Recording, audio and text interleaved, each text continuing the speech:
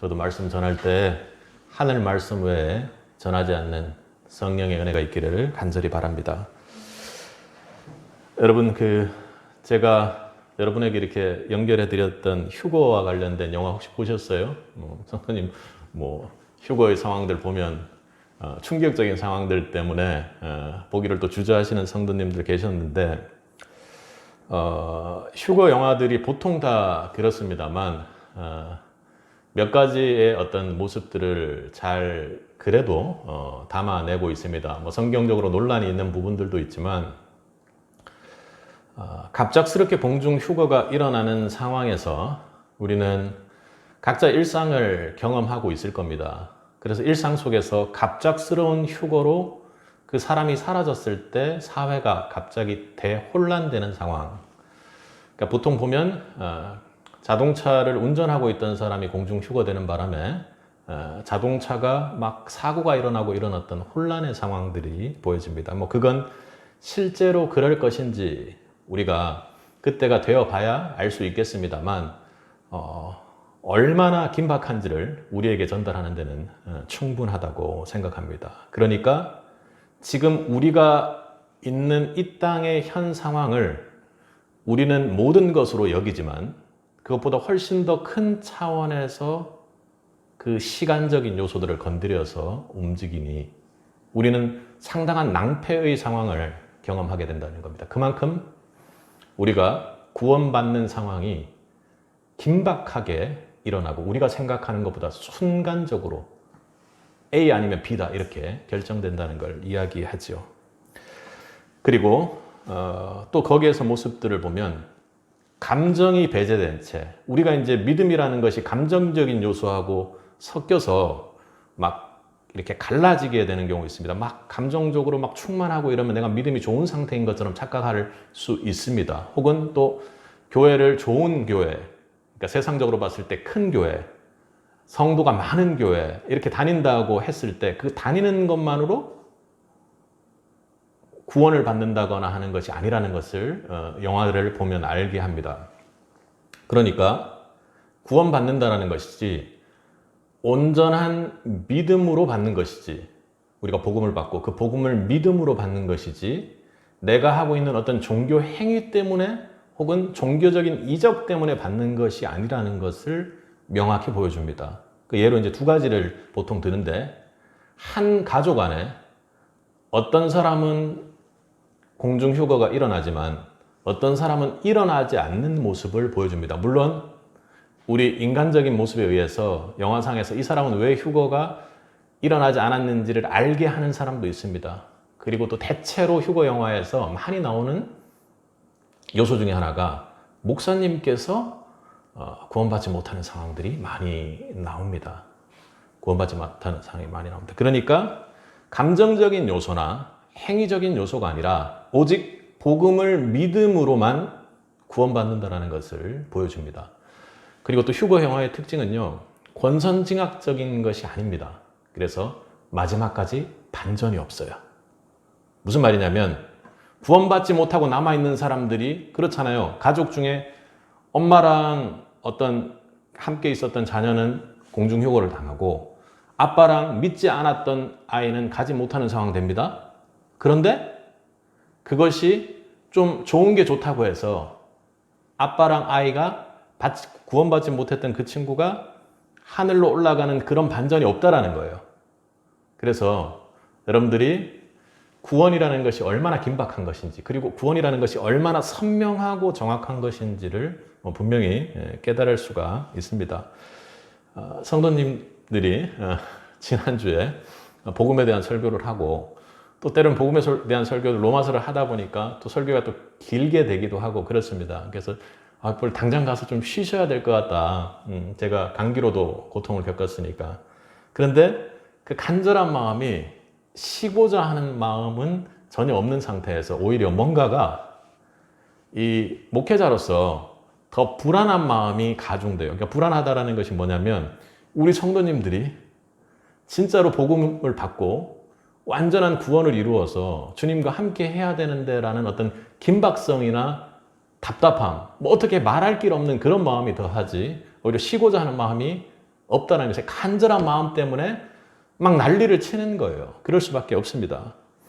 복음에 왜 이렇게 미친 사람처럼 더 그런가? 근데 오늘 말씀은 바울이 정말 더욱더 긴박하게 그렇게 전하고 있는 것입니다. 바울이 어떻게 이야기합니까? 오늘 우리 로마서를 보면 로마서 1장이 매우 중요합니다. 왜냐하면 로마서 전체를 잘 정리해 놓은 것이기 때문에 그렇습니다. 로마서 1장에서 자신에 대해서 소개를 하고 그리고 복음에 대해서 아주 간결하지만 매우 정확하게 설명을 합니다. 그리고 내가 로마로 가고자 하는 마음이 너무나도 간절하다고 미칠 것 같다고 그렇게 이야기하지 않습니까? 그리고 내가 지금 현재 복음의 빚진 자로서 그렇게 가는데 맨 마지막에 뭐라고 하죠? 나는 복음을 부끄러워하지 않는다. 아무리 어떤 일이 있더라도 무슨 일이 있더라도 복음에 부끄러워진다. 왜냐하면 그걸 믿기만 하면 모든 믿는 자를 구원에 이르게 하기 때문이다. 그럼 우리 무슨 질문 하겠어요? 그래서 어쩌라고? 나한테 어쩌라고? 로마에 있는 사람들이 어쩌라는 거예요? 왜 굳이 그렇게 하나님의 복음, 하나님의 의가 나한테 나타나야 되는데 왜 갑자기 나한테 이러는 거야? 했을 때 지금 바울이 그렇게 이야기하는 겁니다. 바울이 오직 의인은 믿음으로 말미암아 산다라는 것은 무엇입니까? 아까 휴거, 공중 휴거에 대한 영화 이야기했던 것처럼 그렇게 될 때 하나님께서 옳았습니다. 하나님을 믿는 믿음, 하나님의 의를 가지고만 제가 천국 백성이 될 수 있군요. 그걸 알았습니다. 바울은 그걸 얘기하는 거예요. 다른 그 어떤 것도 없습니다.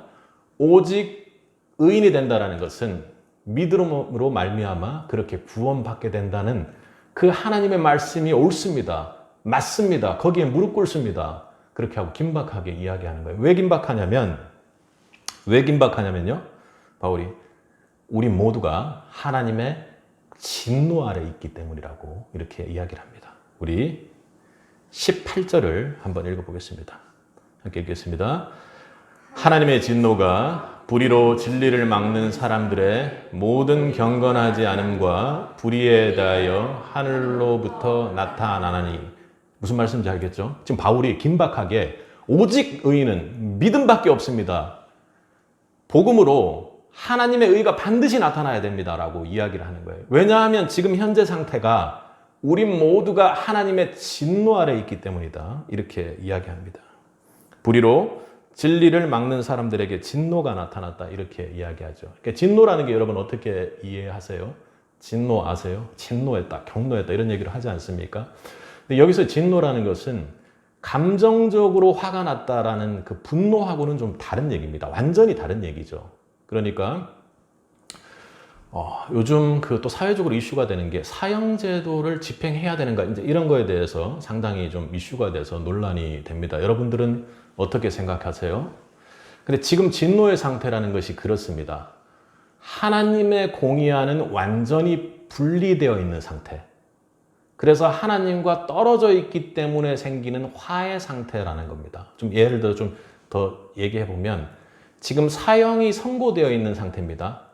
뭐 살인을 저지르든 아동 성범죄를 저지르든 극악의 범죄를 저질러서 사형이 구형되어 있는 상태입니다. 그러면 사형이 구형되어 있다는 것은 정의와는 이 사람은 완전히 분리되어 있는 상태라는 겁니다.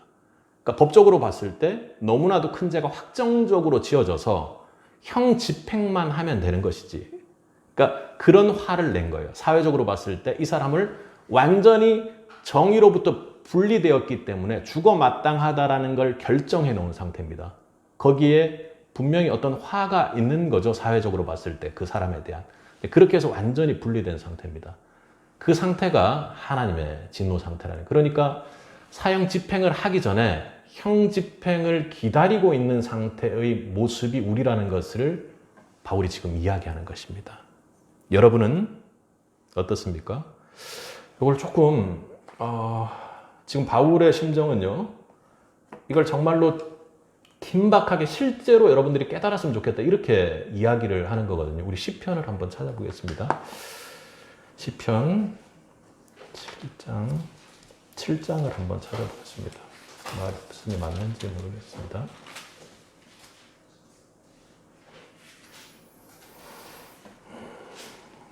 11절과 우리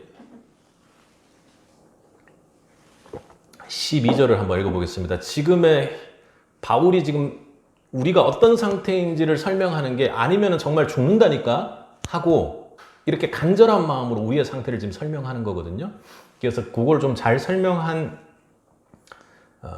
말씀인 것 같습니다. 한번 읽어보겠습니다. 12절입니다. 하나님은 의로우신 재판장이시며 매일 분노하시는 하나님이시로다. 사람이 회개치 아니하면 그가 그의 칼을 가심이여 그의 활을 이미 당기어 예비하셨나보다. 아멘. 이게 지금 바울이 깨달아지길 바라는 거예요. 그러니까 지금 하나님께서 칼을 갈고 있다는 것도 사실은 사형 집행 아까 이야기한 거랑 비슷합니다. 근데 제가 확 와닿았던 것은 그의 활을 이미 당기어 예비하셨다는 거예요. 활을 이렇게 당겨가지고 활을 쏘면 바로 나갈 수 있는 상태에 지금 있다라는 겁니다. 그만큼 하나님의 진노가 매일매일 이렇게 강력하게 우리에게 있는 상태라는 거예요. 너의 잘못 때문에 하나님이 그렇게 화나셨다라는 게 아니에요. 지금 현재 우리의 상태 자체가 하나님하고의 관계가 그런 상태라는 걸 바울이 말하는 거예요. 그러니까 하나님의 의, 복음이 없으면 절대로 안 되는 우리 상태에 지금 놓여 있다라는 것입니다. 심각하고 다급한 상황입니다. 그렇게 간절합니다. 간절해요. 그렇게 간절한 상황입니다. 아니면 내 앞에 있는 사람이 구원받지 못하는 상황이에요. 내 앞에 함께하는 사람이 교회에 있는 사람조차도 지금 현 상태를 깨닫지 못하고 있으면 주님께 구원받지 못하는 상황이 있다고 지금 바울이 간절한 마음으로 이야기하는 것입니다. 목사가, 전도자가 이런 하나님의 진노에 대해 지금 오늘 본문이 아니라 시편 7편에서 11절에 이야기하는 것처럼 매일 분노하시는 하나님이라 했잖아요. 매일 분노한다는 건 어때요? 항상 하나님하고의 우리의 관계가 그런 상태라는 걸 여러분이 깨달아야 된다고 지금 이야기하는 겁니다. 복음의 전도자도 성도도 그리고 목사는 더욱 특히나 그렇겠죠. 이런 상태에 우리가 놓여 있다는 것 때문에 아까 제가 얘기했던 것처럼 뭔가 이거 어떻게 뭔가 해야 되는 게 아니라 하나님 앞으로 우리 성도들이 잘 가고 있는가를 붙잡고 기도하는 자가 목사가 되어야 되고 전도자가 되어야 되고 성도가 되어야 한다는 것입니다. 복음 아래 자신의 죄된 모습을 실제로 깨닫게 된 것입니다. 내가 하나님하고의 관계가 정말 이런 것이구나. 도저히 어떻게 할 수 없는 그런 관계. 복원이 불가능한 관계인데 하나님 앞에 매달릴 수밖에 없구나 하는 그런 관계라는 것을 지금 바울이 깨닫기를 원한다는 것입니다. 여러분 진노를 깨닫고 계세요? 여러분 기도 안에 하나님 앞에 내 죄 때문에 내 죄된 모습 때문에 벌벌 떠는 적이 있습니까? 그 하나님 앞에 진노를 깨닫는 자가 복 받는 자인 줄 여러분 믿을 수 있기를 바랍니다. 오늘 본문을 보면 다시 돌아와 보면 뭐라고 이야기를 하냐면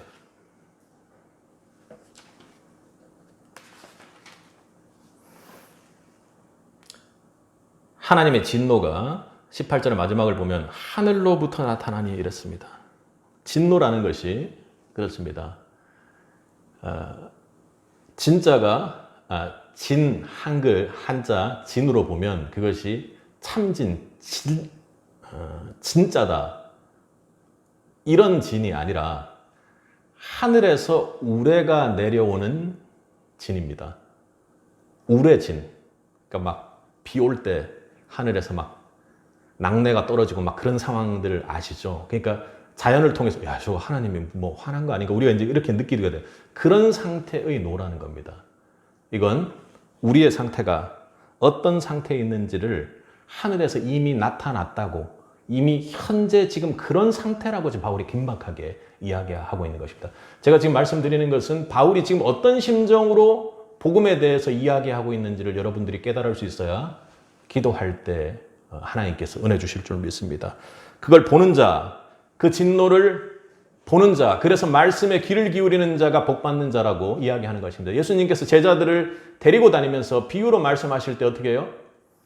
너희들은 이 비유로 말할 때 깨닫고 이해할 수 있도록 선택받은 자라고 이야기해 주십니다. 그런데 무리를 따라다니는 사람들이요, 그러지 못한 자라고 이야기하지 않습니까? 여러분들이 교회에 오는 이유가 다른 것 아닙니다.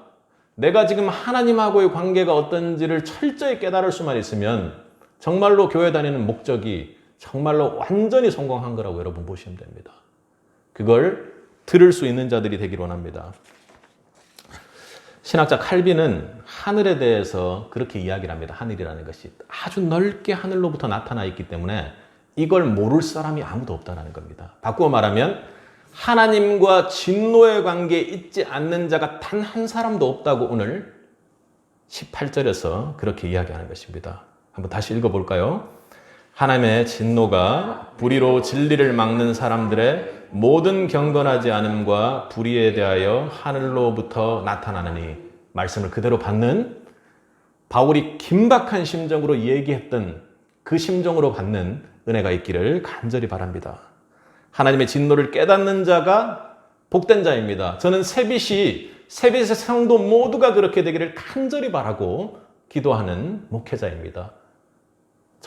제가 기도가 그렇게 하기에 그 기도 때문에 그렇게 되는 것은 아니겠지만 하나님께서 반드시 여러분께 그런 은혜를 주시리라고 믿습니다. 하나님 진노 아래 곧 인류 중 단 한 사람도 그 진노 아래 없는 자가 없습니다. 내가 죄인입니다. 내가 하나님 앞에 하나님 진노를 받게 마땅한 자입니다 하고 고백하는 은혜가 세빛에게 있기를 바랍니다.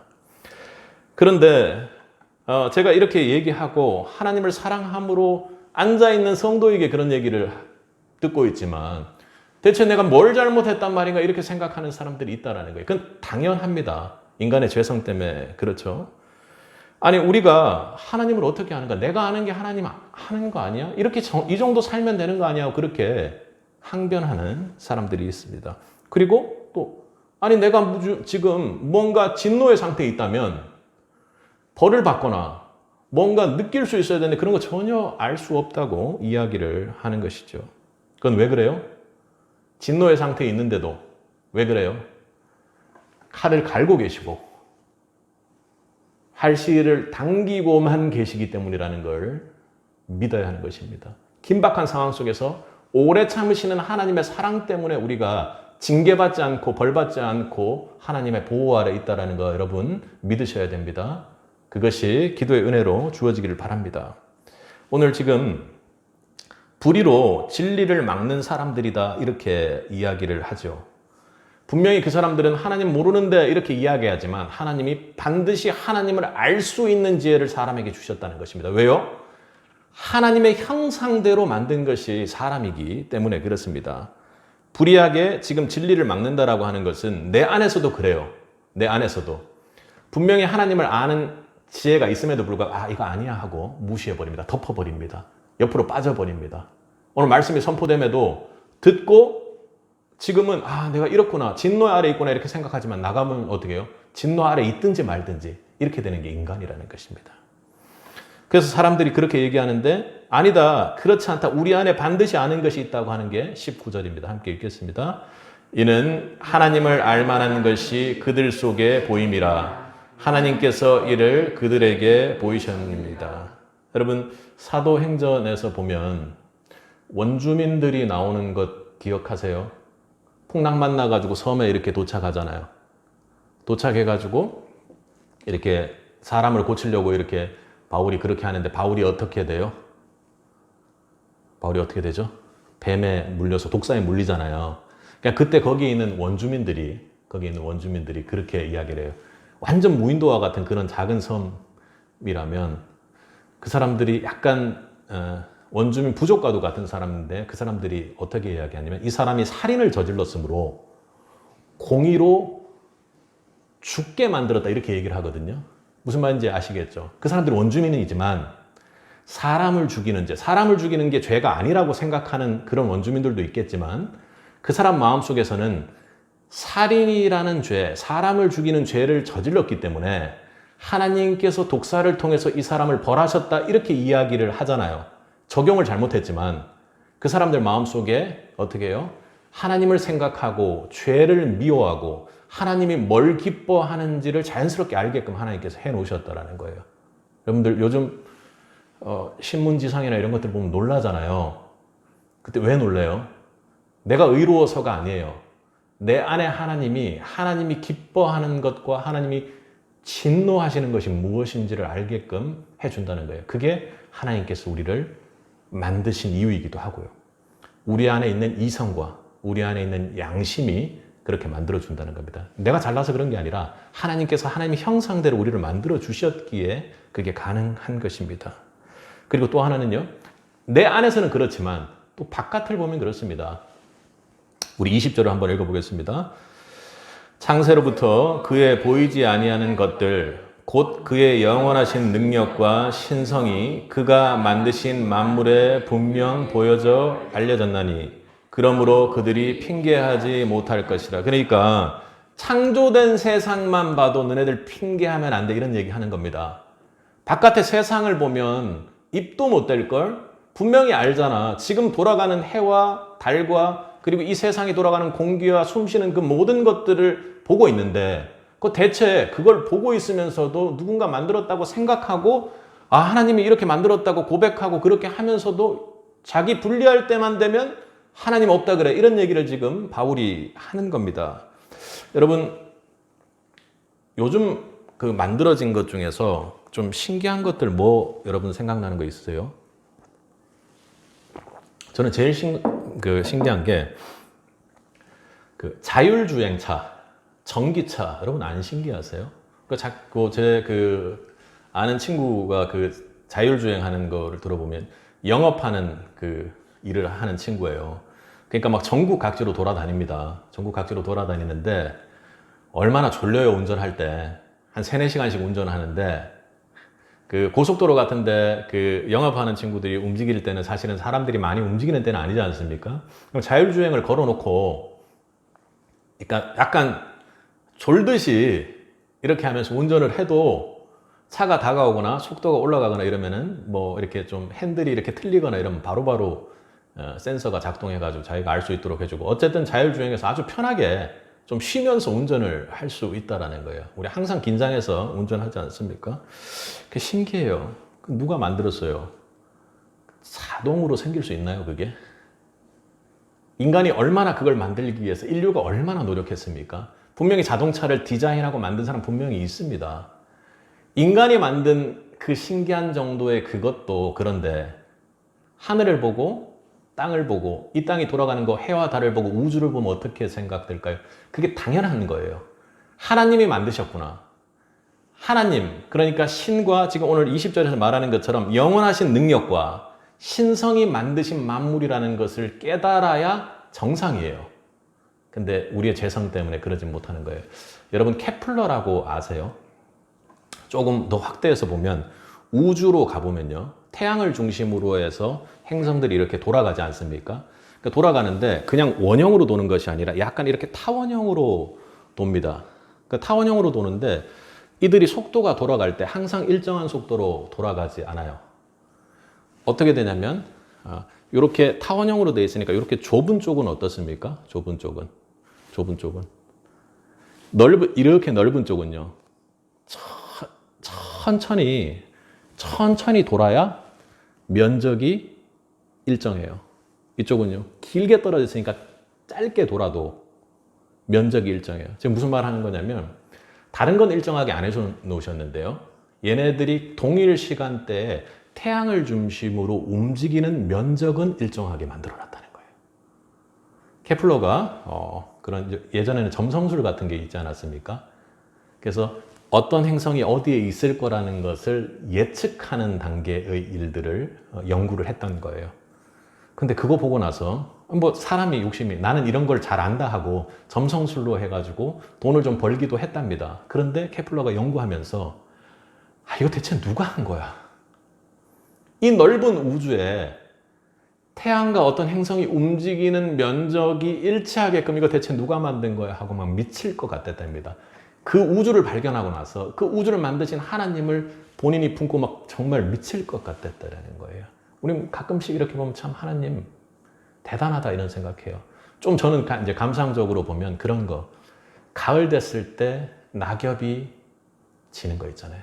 낙엽이 져서 떨어지고 이런 거 말고 초록색 잎이 스며들어서 갈색으로 조금씩 변해가는 거. 이거 어떻게 하는 거예요? 매년 하잖아요. 하나님이 사람 만드는 것도 정말 신기해요. 우리 사람들, 그죠? 생활하는 거 보면 신기해요. 근데 정말로 신기한 건요, 아까 낙엽이 이렇게 지듯이 한 사람이 누군가를 만나서 사랑함으로 마음이 그렇게 낙엽 지듯이 조금씩 조금씩 그 사람에게 물들어가는 그 상황을 하나님이 만드셨다는 게 너무 놀라운 거예요.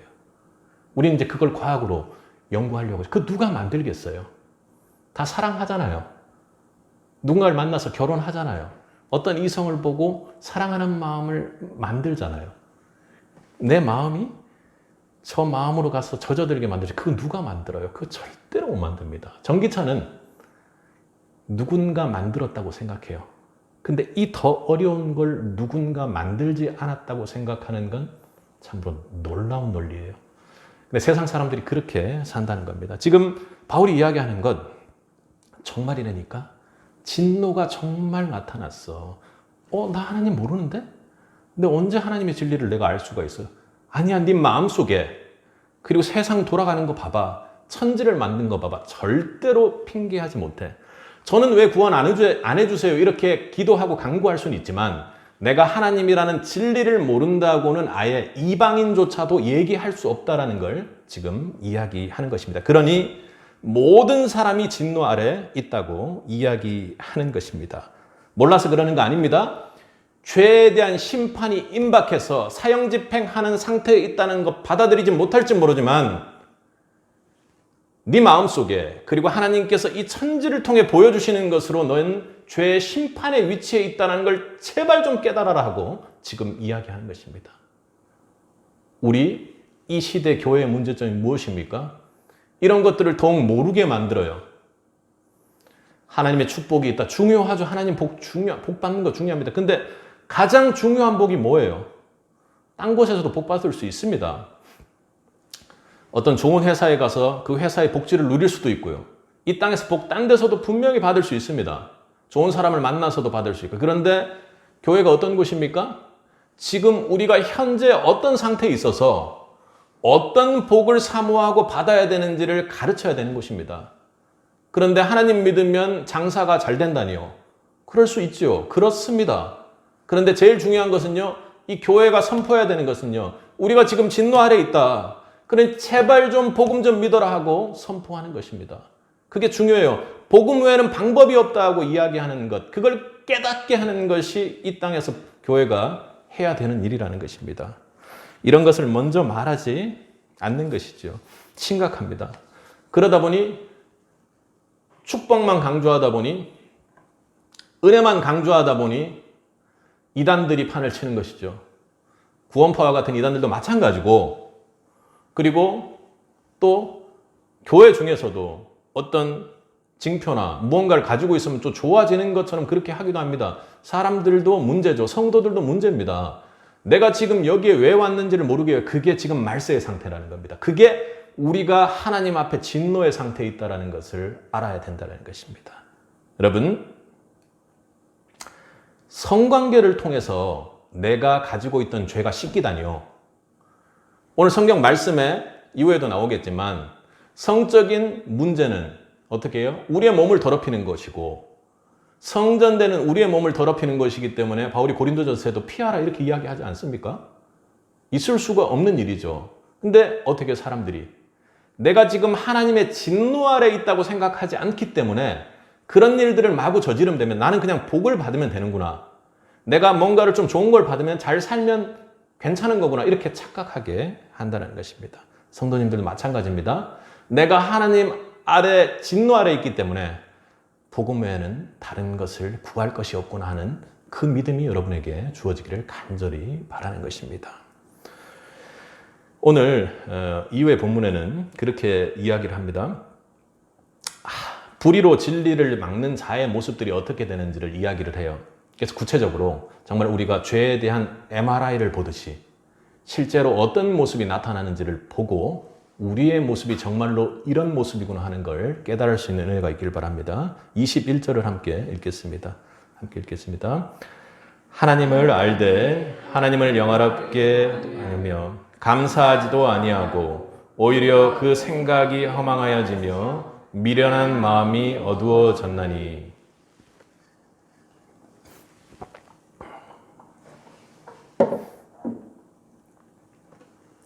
하나님을 알지만 하나님에 대한 지식을 버립니다. 대수롭지 않게 여기지요. 혼날 줄 다 알아요. 징계받을 줄 다 압니다. 그런데 그게 그렇지 않다고 그냥 여기는 거예요. 하나님의 징계가 임하지 않은 것을 그래도 내가 좀 괜찮기 때문에 그런 거 아닌가 이렇게 생각한다는 거예요. 정말로 위험한 일입니다. 하나님을 알되 하나님을 영화롭게 하지 않습니다. 시편 29편을 보면 여호와께 그의 이름에 합당한 영광을 돌리며 거룩한 옷을 입고 여호와께 예배할지어다 이렇게 이야기를 합니다. 거룩한 옷을 입고 여호와께 예배할지어다 이렇게 얘기합니다. 하나님께 영광 돌리는 성도로서의 가장 기본이 거룩한 옷을 입고 하나님 앞에 예배하는 것입니다. 우리 거룩한 쪽에 포커스를 맞추는 경우들 많지만 지금 여기에서 강조하고자 하는 것은 하나님을 예배하느냐 이런 겁니다. 하나님을 예배하지 않는다라는 거죠. 내 마음의 중심이 하나님 예배하지 않는 삶을 살고 있다고 지금 이야기하는 것이죠. 그 다음요, 감사하지 않는다고 합니다. 내 모든 것이 하나님의 창조로 인함임을 알잖아요. 하나님께서 이 천지 만물을 만드신 걸 알잖아요. 그리고 내가 하나님으로부터 나온 걸 알잖아요. 그런데도 감사하지 않는 거예요. 나와 나의 인생, 그로 말미암고 그로부터 존재론적으로 존재하고 있다는 걸 생각지 못하는 겁니다. 왜 그렇습니까? 거기 이유를 한번 봅시다. 감사하지도 아니하고 뭐라고요? 오히려 그 생각이 허망하여지며 미련한 마음에 어두워졌나니 결과적으로 그래서 스스로 지혜 있다 하나 어리석게 되어 23절 함께 읽겠습니다. 썩어지지 아니하는 하나님의 영광을 썩어질 사람과 새와 짐승과 기어다닌 동의 우상으로 바꾸었느니라. 어떻게 해요? 지금 상황이 우리 창세기 6장을 보면 이 시대에 죄가 관영했다 그러잖아요. 그게 무슨 뜻입니까? 죄가 막 편만하게 엄청나게 많다는 뜻이기도 하지만 내 안에 하나님으로 가득 차 있어야 되잖아요. 하나님의 형상을 닮은 우리가. 근데 하나님 것 빼고 다른 것으로 채워 있는 상태입니다. 허망하다라는 것이 그냥 하나님이 없는 이런 상태 말고요. 사람이 종교적이고 영적인 존재이기 때문에 하나님을 싹 빼고 거기에다 다른 것을 채워놓은 상태가 허망한 상태입니다. 그러다 보니 어때요?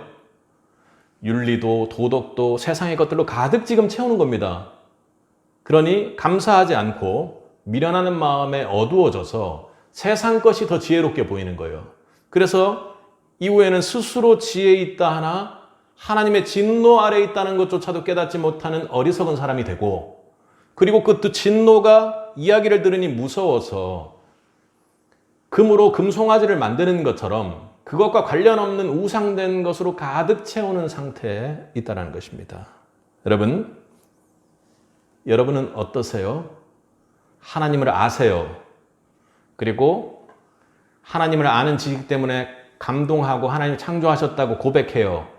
그런데 이런 결과 있는 것 아닌가요? 여러분의 삶을 돌아보면 허망하게 다른 것들로 가득 채워서 하나님을 배반하고 하나님이 만든 피조물을 섬기는 자로 되어 있지 않은지요.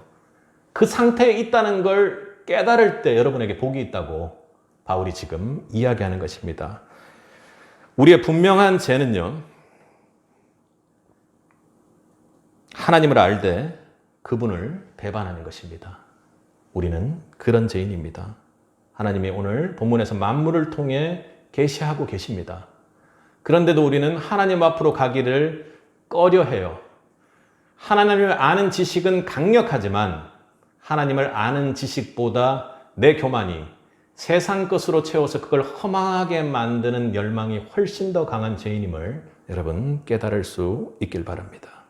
하나님을 떠나는 자, 공중에 들려 가볍게 올라갈 수 없는 자입니다. 오히려 죄의 무게에 눌려 하나님의 심판을 기다리는 자라는 것 여러분 꼭 기억하시기 바랍니다. 하나님이 이런 우리의 모습을 보고 진노를 바라셨습니다. 사도 바울의 눈에는 지금 지옥불 이글이글 타오르는, 그리고 하나님의 심판을 통해서 가게 될 지옥 심판이 불보듯 뻔하게 보이는 것입니다. 그것이 바로 하나님의 진노입니다. 우리가 복음만을 붙잡고 살 수 있는 힘이 어디 있다고 지금 바울이 이야기하는 거예요. 다른 데 있는 것 아니야. 곧 심판받을 게 이미 확정돼서 곧 죽을 거라니까 하고 바울이 지금 이야기하는 것입니다. 우리 교회가 이래야 된다는 것입니다. 교회가 하나님께 심판받을 죄인의 상태에 있는 우리가 그걸 정죄하려고 하는 것이 아니라 오로지 복음만을 붙잡을 때만 일어설 수 있다고 바울이 지금 이야기하는 것이죠. 하나님의 심판의 활시위의 탄력을 지금 탱탱하게 당겨져 있는 그 탄력을 볼 줄 아는 사람들이 영적인 사람들이라는 겁니다. 그게 살아있는 믿음을 믿을 수 있는 우리 편에서 유일한 방법이라는 겁니다. 평안하다는 세상에서 우리의 비참함을 볼 수 있는 자만이 하나님께 불림받는 자가, 들림받는 자가 될 줄로 믿습니다. 그런데 그러지 못하다는 것이에요. 그러지 못하기 때문에 하나님께서 어떻게 한다면, 그래, 그러면 너네들 죄의 끝이 어떤지를 한번 봐라 하고 어떻게 한다고요? 우리 24절을 함께 읽어보도록 하겠습니다. 읽겠습니다. 그러므로 하나님께서 그들을 마음의 정욕대로 더러움에 내버려 두사 그들의 몸을 서로 욕되게 하셨으니 이는 그들이 하나님의 진리를 거짓으로 바꾸어 피조물을 조물주보다 더 경배하고 섬김이라. 주는 곧 영원히 찬송할 이시로다. 아멘. 하나님이 어떻게 하신다고요? 내어버려 두십니다. 이건 하나님이 버린다라는 뜻이 아니라 아까 말했던 것처럼 활시위를 당긴 상태로 너네들의 죄의 끝이 어떤지를 한번 보라고 하나님이 지금 그렇게 서 계신 상태예요. 죄를 하고 있는 걸 끌어다가 절대로 하지 마. 징계도 하고 매도 때려보고 그렇게 한다라는 거예요. 근데 안 되는 거예요. 계속 하나님을 아는데도 불구하고 하나님을 멀리해요. 그리고 심지어는 조금 하나님이 없는 것 같은 불안한 느낌에 금송아지를 만들고 우상으로 꽉꽉 채워놔 버립니다. 하나님 어떻게 그냥 내버려 두는 거예요. 근데 그 끝이 어떻습니까? 우상으로 가득 찬 나를 보게 되는 것입니다. 지금 그 얘기를 지금 하고 있는 거죠. 그리고 우리 26절을 한번 읽어보겠습니다. 함께 읽겠습니다. 이 때문에 하나님께서 그들은 부끄러운 욕심에 내버려 두셨으니 곧 그들의 여자들도 순리대로 쓸 것을 바꾸어 영리로 쓰며 27절도 읽겠습니다. 그와 같이 남자들도 순리대로 여자 쓰기를 버리고 서로 향하여 음욕이 부릴 듯하매 남자가 남자와 부끄러운 일을 행하여 그들의 그릇 때문에 상당한 보응을 그들 자신들이 받았느니라. 여러분, 성경은 성적 죄악이 몸에 대한 것이라고 했습니다. 그러니까 다른 죄는 내 몸 밖에 있는 겁니다. 그런데 성적으로 죄악은 내 몸 안에 있는 거예요. 그렇기 때문에 공격하라고 하는 것이 아니라 그 죄를 피하라고 이야기하는 것입니다. 요셉이 그 성경적인 원리 그대로 그렇게 성적인 유혹들을 피했죠. 사람들이 우상을 섬기게 되면요, 죄가 확대되는데 가장 처음 스타트하는 게 어디예요? 몸에서부터 시작됩니다. 몸에서부터. 그러니까 성적으로 그렇게 잘못된 상황들이 지금 오늘 본문에 이야기하는 것처럼 어떻게 됩니까? 하나님이 남자와 여자가 한 몸을 이루라는 그 기본적인 성의 행위를 벗어납니다. 그러니까 불륜을 저지르고 하나님이 정해준 배필과는 전혀 다른 사람과 성관계를 하면서 즐기게 되죠. 그것도 안 되니까 어떻게 해요?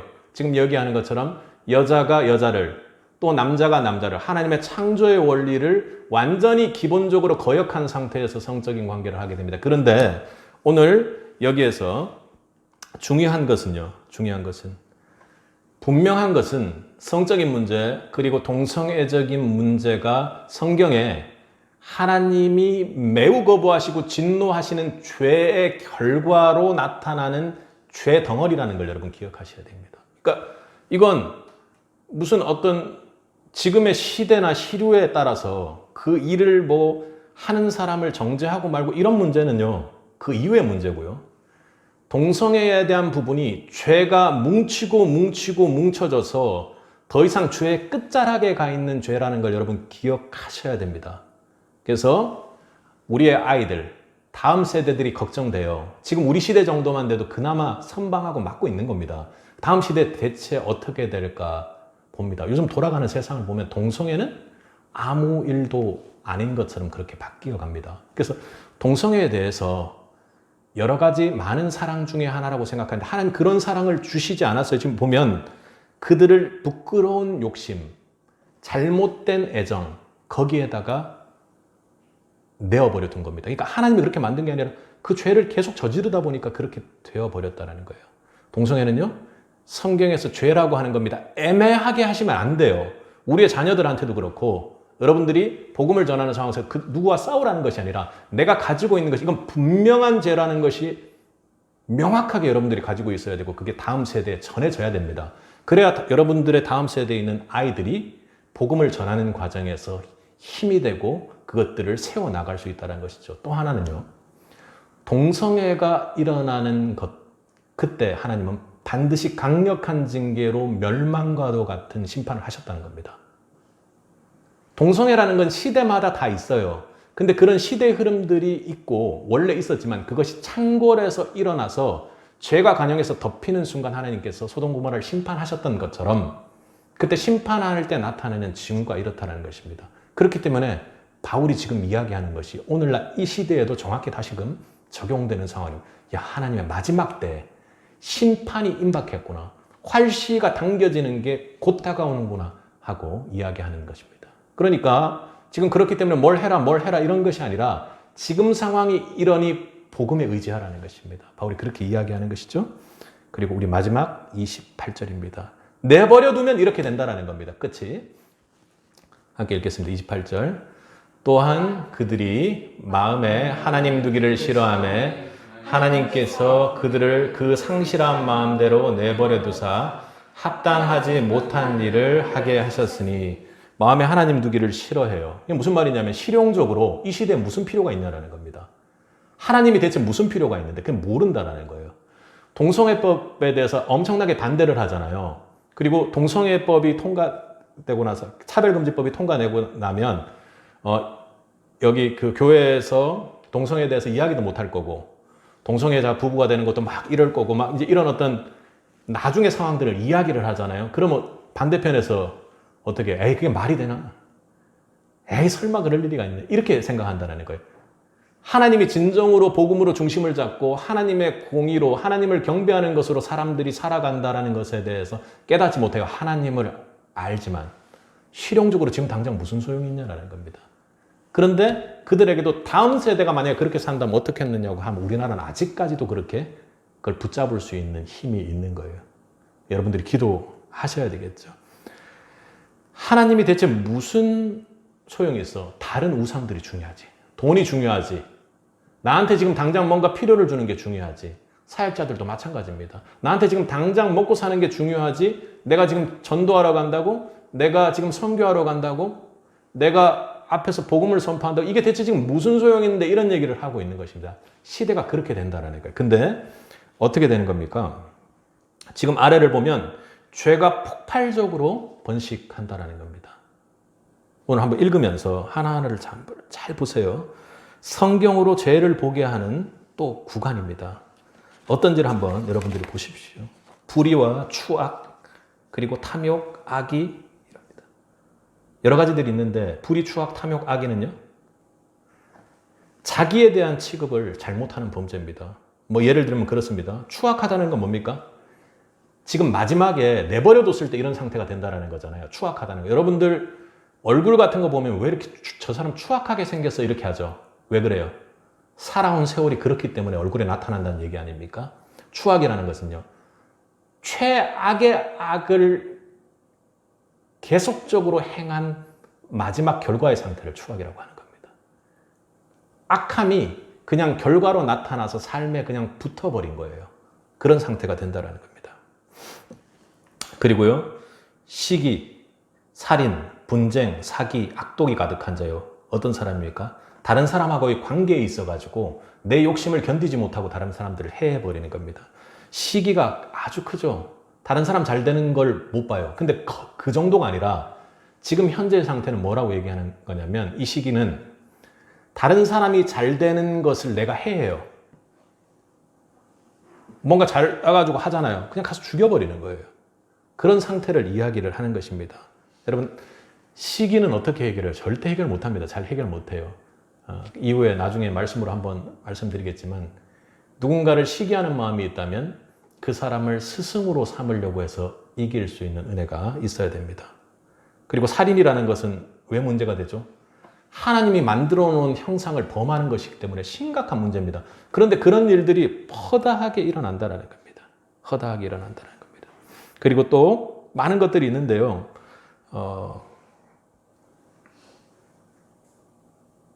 29절 맨 마지막을 보면요. 수군수군하는 자요. 이렇게 됩니다. 비방하는 자요. 이렇게 이야기합니다. 수군수군하고 비방하는 거 어때요? 제가 항상 이야기하지만 인터넷 댓글 같은 거 보지 마라. 거기에서 안 좋은 결과가 있다라고 이야기하죠. 그리고 요즘 뭐 유튜브나 미디어 밑에다가 사람들이 다는 댓글을 가지고 하잖아요. 수군수군대고 비방하는 것의 속도가 엄청납니다. 엄청나요. 근데 여기서 보고자 하는 문제점은 뭐냐면요. 비방하는 자요, 수군수군하는 자가 하나님께서 내어버려 둔 결과라는 걸 여러분 기억하셔야 됩니다. 하나님께서 내어버려 두고 나니까 세상 천지가 수군수군하는 자와 비방하는 자가 넘친다는 거예요.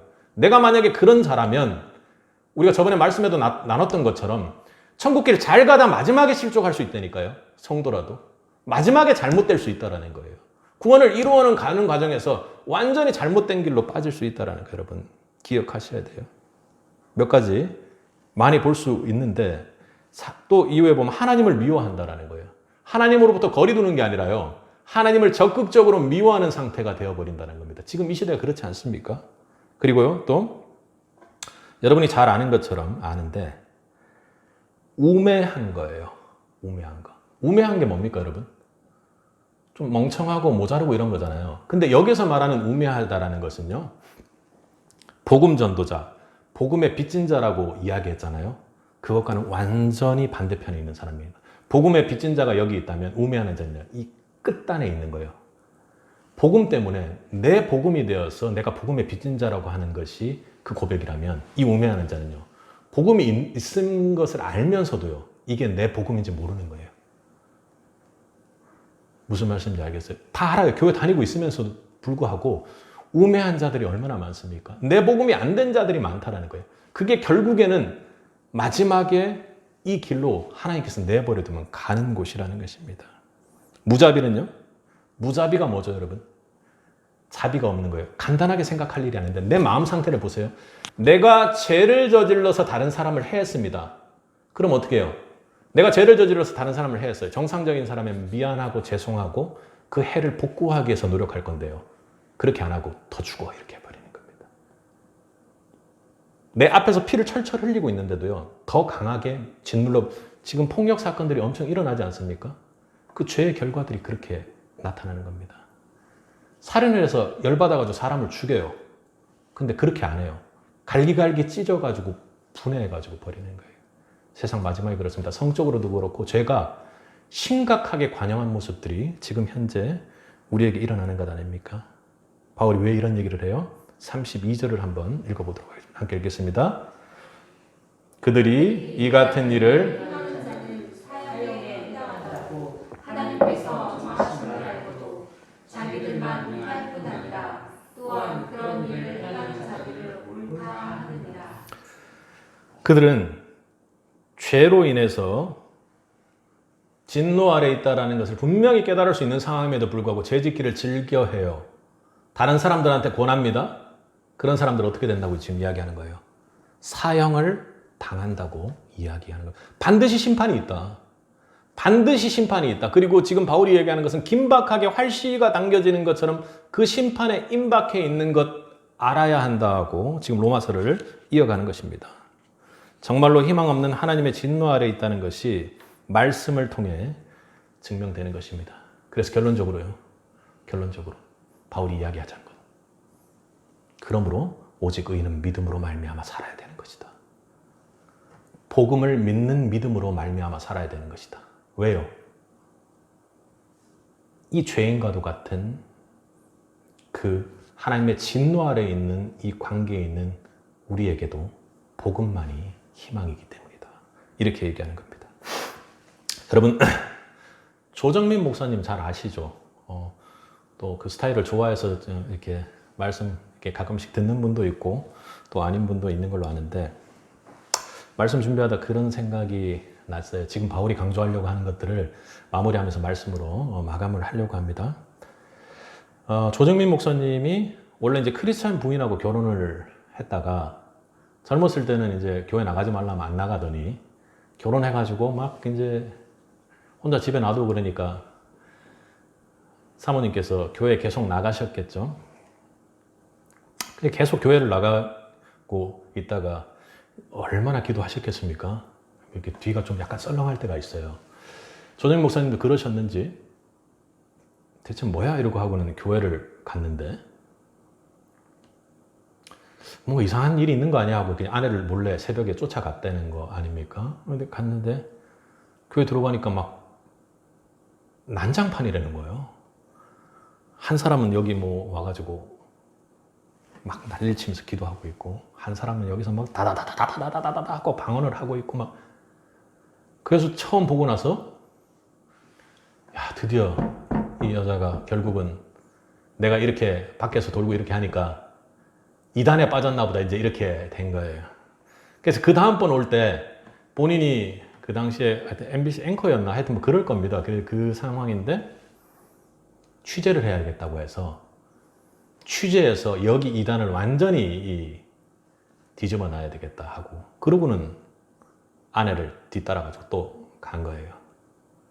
근데 그렇게 와가지고 이제 뭐라고 한마디를 하려고 하는데 이제 뭐 아내는 여기 앞에 앉아가지고 기도하고 있고 이제 하여튼 그런 모습 속에서 이래가지고 내가 이제 이걸 해가지고 어떻게든 취재를 해가지고 해야 되겠다. 좀 뭐 이런 미친 사람도 있고 이상한 소리를 내는 사람도 있고 뭐 이렇게 막 이제 취재를 뭐 하면서 이렇게 해가지고 그 아내 쪽으로 이렇게 딱 가려고 하는데 찬송가가 나오는 거예요. 다른 그 내용보다도 그 찬송가 속에서 죄사함을 받는다라는 찬송이 딱 들리는데 갑자기 눈물이 쏟아지는 거예요. 우매한 자잖아요. 도저히 복 받을 수 없는 자잖아요. 교회에 와서 복음으로 주님 앞에 엎드려서 자기를 기도하는 사람들만 있었을 것 같아요. 제가 보기에는 새벽교회 멤버들이 만약에 있었다면 우리 남편 좀 제발 기도 좀 해줘 이러지 않았겠습니까? 아내는 얼마나 간절히 기도했겠습니까? 몇십 년 동안. 그런데 왔는데 복음이 들어온 거예요. 아무것도 모르잖아요. 죽이려고 왔잖아요. 우매한 자로 공격하러 왔잖아요. 하나님을 미워하러 왔잖아요. 그런데 복음이 들어온 거예요. 하나님의 진노가 있지만 그 진노만큼 하나님 마음은 너무나도 애타고 급하다는 거죠. 여러분 인생에 있어서 우리 인생을 돌아보면 예수님께서 했던 씨 뿌리는 비유를 여러분 잘 아시죠? 씨 뿌리는 비유는 어떻습니까? 무슨 길이 있죠? 길가밭이 있습니다. 또 가시가 있는 밭이 있고요. 돌밭이 있습니다. 길가는 길가대로, 또 가시는 가시대로, 또 그리고 돌짝밭은 돌짝밭대로 우리가 풀어내는 하나님이 비유로 주셨기 때문에 우리가 풀어내는 것들이 있습니다. 이래서 안 되고 저래서 안 되고 저래서 안 되고 이렇게 합니다. 그런데 옥토밭은요.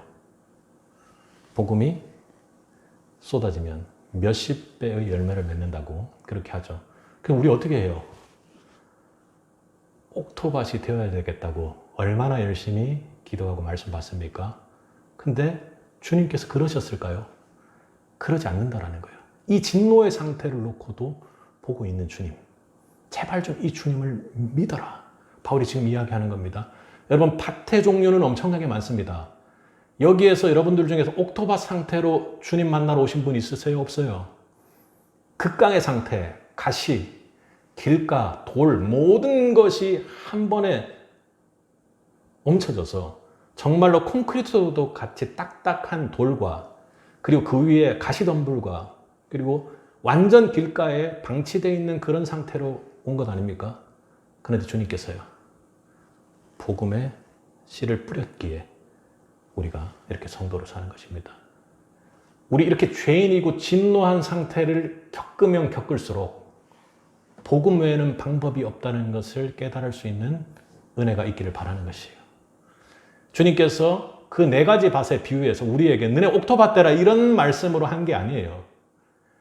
정말로 성도라면, 그리고 내가 만든 하나님의 형상을 담고 내가 만들어서 보기에 좋았던 너라면 반드시 복음이라는 씨앗을 네 밭에 심을 때 결국에는 잘못된 것들도 많이 자라나지만 구원의 그날 내가 키워진 다른 풀들과 복음의 열매들을 구분해서 너를 반드시 구해주겠다고 주님께서 말씀하시는 것입니다. 그러므로 저 같은 사람에게도 분명히 여기에서 내어버려물 둠을 댄 모든 것을 포함하고 있었을 사람입니다. 모르겠습니다. 동성애로 빠지진 않았을지 모르겠지만 성적으로 100% 타락했을 것이고 분명히 범죄를 도모하는 사람이 되어서 죄를 권하고 죄를 생성하는 그런 사람들이 분명히 되었을 것입니다. 그래도 하나님께서 은혜 주셔서 교회에서 복음을 듣고 주님 앞에 섰을 때 복음의 빚진 자로 살아가는 그 은혜를 받은 것입니다. 이걸 잘 해준 게 교회입니다. 돌짝밭 같은 사람들에게 돌 걷어내주고 먼저 배웠으니까 복음 빚진 자가 그 짓을 해야 된다는 겁니다. 가시덤불이 있으니까 그 상처 위에다가 상처를 더딥혀 놓는 것이 아니라 그 상처 걷어내주고 안아주고 사랑으로 복음이 거기 들어가서 일어날 수 있도록 해주는 것이 교회라는 것이 오늘 바울의 이야기인 것입니다. 우리 교회 그렇게 하고 있나요? 그렇게 간절히 기도하고 있나요? 우리가 진노 아래 있다는 것을 여러분들 깨닫고 있나요? 그 아이들도, 다음 세대의 아이들도, 내 복음의 전도자들도 하나님의 진노 아래 있는 사람이고 활시위가 당겨져서 곧 당길 수밖에 없는 사람이라는 걸 여러분들 깨닫는다면 여러분 반드시 기도할 것입니다. 복음만을 외치는 사람들이 될 것입니다. 복음 외에는 방법이 없습니다. 우리가 진노 아래 있는 사람입니다. 죄의 심판 아래 있는 사람입니다 하고 간절하게 이야기할 수밖에 없을 것입니다. 그런데요, 주님께서 이야기하는 것처럼 너네들은 죄인이야 하고 정죄하는 것이 아니라 돌짝밭을 옥토밭으로 바꿔야지 하고 다른 사람들을 비판하고 판단하고 정죄하는 자가 아니라 복음만이 들어오면 복음이 저 사람에게 들어가기만 하면 하나님께서 저 사람을 반드시 살리실 것이다 하는 그 믿음으로 말미암아 여러분들이 살아나기를 바라는 것입니다. 바울의 간절한 심정이 여러분에게 전해지기를 바랍니다. 그러기에 복음이 신기지 않으면 불가능합니다. 복음이 없으면 회개하는 것조차 불가능합니다. 교회가 그리 되어야 한다는 것이죠. 복음을 알지 못하면 십자가 앞에 나갈 수조차도 없기 때문에 그래서 전해야 한다는 것입니다. 씨를 뿌려야 하는 것이죠. 여러분들 말씀 이후에 찾아보세요. 같이 찾아보려고 했는데 마태복음을 찾아보면 그 이후에 주님께서 비유를 그렇게 들고 우리가 아마 오해할까 봐 내 밭에 좋은 씨를 뿌리라는 비유를 주님께서 하셨을 것입니다. 여러분, 주님만이 옳습니다. 어떤 죄악 속에서도 주님이 도저히 보이지 않는 상황 속에서도 우리가 진노 아래 놓여 있다라는 것을 믿음으로 받을 수 있길 바랍니다. 급박한 상황 속에서 복음만이 옳습니다. 주님만이 옳습니다. 왜냐하면 그 복음은 모든 믿는 자를 믿음으로 믿음에 이르게 하는 하나님의 의가 있는 유일한 죄된 우리를, 진노된 우리를 해결할 수 있는 유일한 방법이기 때문에 그렇습니다. 하나님의 활시위를 거두게 할 수 있는 유일한 방법, 오직 복음으로 말미암아 살리라 하는 은혜가 우리 세빈 모두에게 넘치기를 간절히 축복합니다. 함께 기도하겠습니다. 사랑과 은혜가 풍성하신 아버지 하나님, 우리가 죄인입니다. 오늘 말씀을 그대로 받습니다. 주님, 우리가 주님 진노 아래 있던 자들입니다. 우리에게 복음을 심으시고 그 복음이 제 밭에 심겨서 도저히 싹 하나 날 수 없는 그곳에 주님께서 은혜를 주셔서 복음의 싹을 틔우셨습니다. 주님 감사합니다. 감사하지도 않다니요. 주님 감사할 수 있는 은혜를 허락해 주옵소서. 나에게 이 진노한 자에게 복음이 있는데 주님 허망한 것으로 채우는 저의 죄를 용서하여 주옵소서. 주님 복음으로 더딥혀지길 원합니다. 주님 앞에 나아가는 자가 되길 원합니다. 복음 전하는 자가 되길 원합니다. 주님, 아무리 제가 복음을 전할지라도 내 밭이 어떤지를 아는 사람이기에 주님 앞에 저는 무익한 종입니다. 주님만이 옳습니다. 복음만이 옳습니다. 주님 십자가 앞으로 저희가 나아갑니다. 주여, 우리 모두에게 십자가 앞으로 나아가는 은혜를 허락하여 주옵소서. 복음으로 뒤덮여서 그 진노 아래 간절한 바울의 심정이 우리 심정 되도록 하여 주옵소서. 주님 앞에 더욱 나아가 기도하며 주님 홀로 영광 받으소서. 주여, 주의 복음만을 사모합니다. 주님만을 사모합니다. 절대로 놓지 않습니다. 주여, 우리의 간절한 마음이 주님께 올려